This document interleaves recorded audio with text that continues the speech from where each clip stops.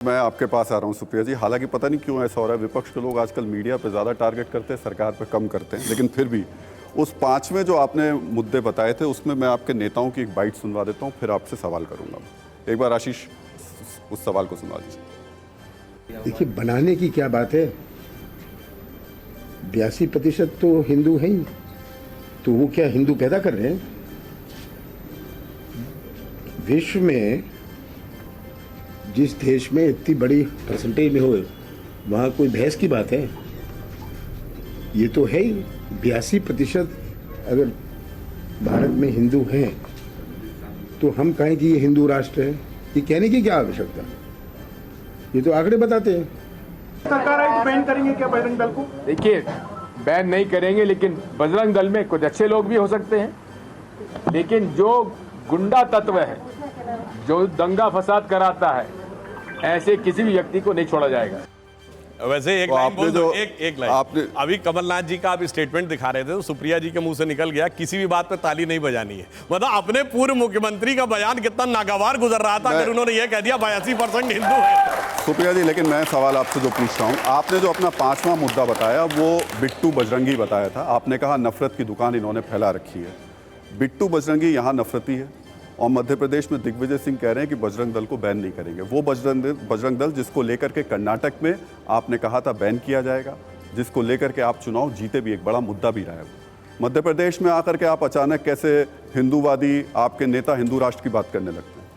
मैं इसका जवाब दूंगी। इन्होंने 5 मुद्दे गिनाए थे, पहले उस पर बोलूंगी। आप मेरे सवाल को पीछे कर देती हैं नहीं, हमेशा। उनकी बात आप हमेशा मेरे मुद्दों को मेरी बात का जवाब देने दिया तो मुझे भी मैं दूंगा ना, बिल्कुल। पर आप मेरे सवाल को, इसका मतलब पीछे, बाद में बता। इसका मतलब सुप्रिया जी आप मेरे सवाल को पीछे रखती हैं और इनको आगे रखती हैं। बोल लेने दीजिए उनको, जो आप इनके सवाल पे दे दीजिएगा जवाब, पर पहले मेरा दे दीजिए, उसके बाद जवाब दिया था तो क्या कहा था? मेरी बात का जवाब देंगे, फिर आपके सवाल का जवाब दिया था। आपने उस पर ऑब्जेक्शन नहीं किया, फिर आप कहते हैं मीडिया से हम तल्ख। चलिए, 3 बार आप दे चुकी है, 3 बार आप दे चुकी है। चलिए फिर 5 चीजें बोली, 5 चीजें बोली। विकास उसमें से एक बोला, विकास करेंगे अपने मित्रों का, अडानी का, अंबानी का। विकास उनका होगा, विकास आपका नहीं होगा। राष्ट्रीय सुरक्षा की बात आप किस मुंह से कर रहे हैं?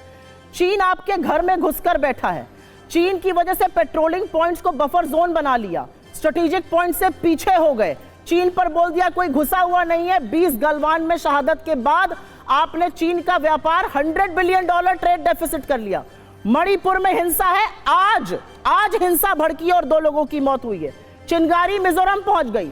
दिल्ली से 1 फलांग की दूरी पर हरियाणा और वहां पर गुरुग्राम तक में हिंसा हो रही है, दुकानें जलाई जा रही हैं, लोग घर छोड़कर भाग रहे हैं।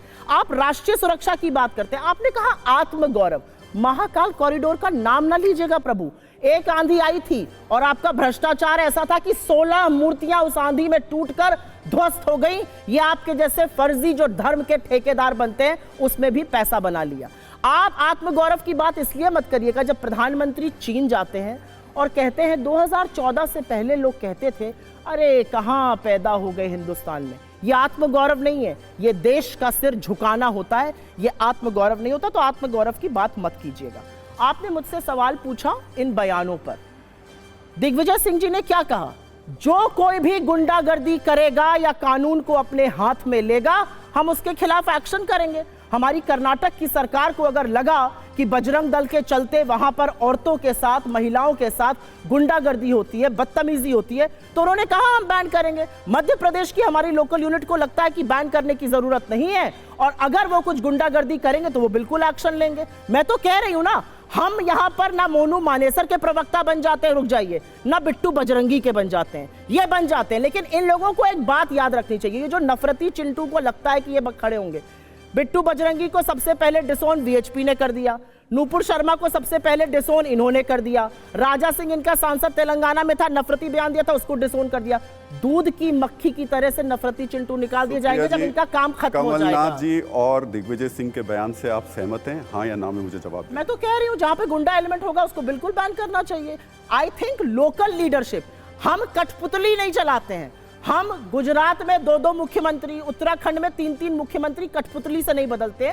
लोकल लीडरशिप को जो लगता है वो उनको करना चाहिए और मुझे ऐसा लगता है कि लोकल लीडरशिप सक्षम है, क्योंकि कमलनाथ जी के कार्यकाल में या कांग्रेस की सरकार में एक आदिवासी के ऊपर किसी नेता ने पेशाब नहीं करी थी, एक लड़की को निर्वस्त्र नहीं घुमाया गया था जो इनकी सरकारों में हो रहा है। जवाब ले लूं।